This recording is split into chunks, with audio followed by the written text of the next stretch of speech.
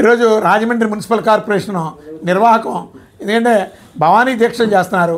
విజయదశమి సందర్భంగా రేవులు ఖాళీ ఉండవు, భక్తులందరూ కూడా స్నానాలు ఆచరిస్తారని కనీస జ్ఞానం కూడా లేకుండా కార్పొరేషన్ వాళ్ళు, రాజమండ్రి రెవెన్యూ వాళ్ళు ఈరోజు ఆ ఇద్దరు మరణాలకి భవానీల మరణాలకి ఆ రెండు డిపార్ట్మెంట్లే ప్రధాన కారణం. కనీసం సేఫ్టీ మెజర్స్ లేవు. పుష్కరాల రేవు చాలా ప్రధానమైనటువంటి ఘాటు. ఆ ఘాట్లో చుట్టూ ఒక ఫెన్సింగ్ ఐరన్ గ్రిల్లు వేయాలి, అలాగే రేవులు శుభ్రపరచాలి, నాచు లేకుండా చేయాలి. ఇలాంటి ఏమీ లేదు. ఎందుకు ఉద్యోగాలు చేస్తున్నారో అర్థం కాదు. రెవెన్యూ వాళ్ళు ఎందుకు జీతాలు తీసుకుంటున్నారో అర్థం కాదు. కనీసం వాళ్ళు చేయాల్సినటువంటి పని వాళ్ళు చేయకుండా అట్లీస్ట్ ప్రజాప్రతినిధులు చేతులు ఎత్తేసారనుకోండి, రాజమండ్రి ఎలా ఉందో దానికి ముందుగా ఒక అవగాహన అంటూ వాళ్ళకి అక్కర్లేదు. అలాగే శివరాత్రి వచ్చినా, అలాగే విజయదశమి సందర్భంగా, అలాగే భక్తులు అయ్యప్ప దీక్షలు జరుగుతున్న ఇలాంటి ప్రధానమైనటువంటి రోజుల్లో రేవులను శుభ్రం చేసుకోవాలి అనేటువంటి కనీస జ్ఞానం లేకుండా ప్రభుత్వ యంత్రాంగం ఈరోజు చోద్యం చూస్తుందంటే ఎంత అవమానం. ఖచ్చితంగా దీనికి రాజమండ్రి రెవెన్యూ వాళ్ళు, అలాగే మున్సిపల్ కార్పొరేషన్ వాళ్ళు పూర్తిగా బాధ్యత వహించాలి. అలాగే దాని మీద ఇంటెలిజెన్సీ రిపోర్ట్లు కూడా సరైనటువంటి రిపోర్ట్లు లేవు. ఇప్పుడు ఒక హిస్టారికల్ డేస్ వస్తాయి, విజయదశమి వస్తుంది, ఇంతమంది భక్తులు వస్తారు, దానికి ఒక రిపోర్ట్ ఉండాలి కదా, స్పెషల్ రిపోర్ట్లు. దాని ప్రకారం ఘాట్లని సేఫ్టీ మెజర్స్ని ఏర్పాట్లు చేయాలి కదా. అలాగే సీసీ కెమెరాలు పనిచేస్తున్నాయో లేదో తెలియదు. అసలు మనకు ప్రభుత్వ కార్యాలయాలు, ప్రభుత్వ యంత్రాంగం ఎందుకు ఉందో తెలియదు. ఆ రేవులు ఉన్నాయంటే ఉన్నాయి, లేకుంటే లేవు. చస్తే చావండి, ఎవడైనా స్నానం చేస్తే మాకు సంబంధం లేదు, పోతే ప్రాణం పోతుంది, ఏదో సానుభూతి తెలియజేస్తాం అన్నట్టుగా ప్రభుత్వ యంత్రాంగం పని విధానాలు ఉన్నాయి. అందుకని ఖచ్చితంగా ఆ రెండు మరణాలకి రెవెన్యూ విభాగానికి బాధ్యత వహించండి.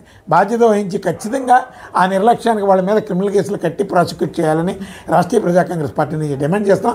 ముందు ఈ విజయదశమి సందర్భంగానే రేవుల్ని మీరు శుభ్రం చేయకపోతే రేపు లక్షలాది మంది వచ్చేటటువంటి పుష్కరాలు భయపడుతుంది. గత పుష్కరాల్లో అనేక ప్రమాదాలు జరిగినాయి, కేవలం నిర్లక్ష్యమే.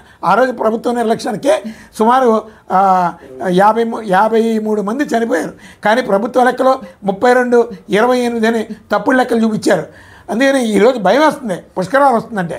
కేవలం ఈ ప్రభుత్వం ఇదే విధమైనటువంటి నిర్లక్ష్యంగా విధులు నిర్వహిస్తే ఎన్ని మరణాలు జరుగుతాయో తెలియనటువంటి పరిస్థితులు ఉంటాయి. అందుకని ప్రభుత్వ అధికారులను బాధ్యులను చేస్తూ విధులను నిర్వహించే విధంగా జారీ చేయాలని ఈ సందర్భంగా రాష్ట్రీయ ప్రజా కాంగ్రెస్ పార్టీ ప్రభుత్వాన్ని కోరుతున్నాం.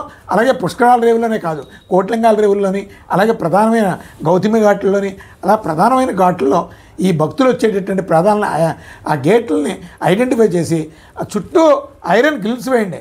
ఇప్పుడు కృష్ణానది ఉంది, కృష్ణానదిలో భక్తుల కోసం ఐరన్ గ్రిల్ చివరి వరకు ఉంటుంది.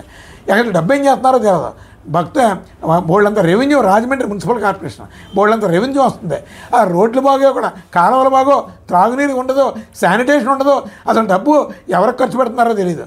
ఈ అవినీతి కోపంగా మారిపోయినటువంటి మున్సిపల్ కార్పొరేషన్ కావచ్చు, అలాగే రెవెన్యూ యంత్రాంగం కావచ్చు, వీళ్ళు బాధ్యతారహితంగా ఇక్కడ విధులు నిర్వహిస్తున్నారు. అసలు వీళ్ళందరినీ టోటల్గా ముందు ఇక్కడి నుంచి మార్చి కొత్త వాళ్ళని రెస్పాన్సిబిలిటీ ఉన్నటువంటి గవర్నమెంట్ అఫీషియల్స్ని రాజమండ్రి ప్రభుత్వ కార్యాలయాల్లో విధులు నిర్వహించే విధంగా ప్రభుత్వం దృష్టి సారించాలని రాష్ట్రీయ ప్రజా కాంగ్రెస్ పార్టీ విజ్ఞప్తి చేస్తుంది.